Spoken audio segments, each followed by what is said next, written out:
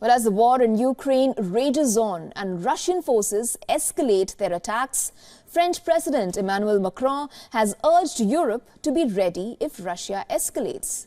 In a television interview, Macron said, if Russia wins the war in Ukraine, the credibility of Europe will be reduced to zero. Now, while addressing his comments to French opposition leaders, Macron said the decision to block support to Ukraine will not choose peace, it will choose defeat.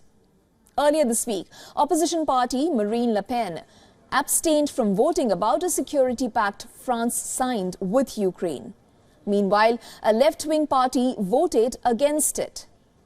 The French leader said if Europe draws red lines today, it will send a message of weakness to Kremlin, which will eventually encourage Russian forces to push on with its invasion of Ukraine.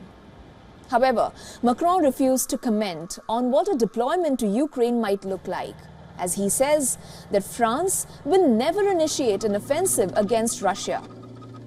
Last month, remarks made by Macron caused controversy after he said that he could not rule out the deployment of ground troops in Ukraine in the future. Soon after his comments reached other Western leaders, they quickly distanced themselves from Macron's views. Now, this comes after Russian Defense Ministry claimed that its forces eliminated 147 out of the 256 French mercenaries that arrived in Ukraine.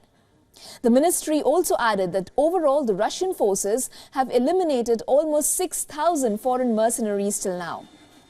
Meanwhile, NATO Secretary General Jens Stoltenberg said Ukraine is running out of ammunition, while adding that NATO members are not doing enough to help Kyiv. Listen to this. The fact that the Russians are able to outgun the Ukrainians every day, of course, is a huge challenge.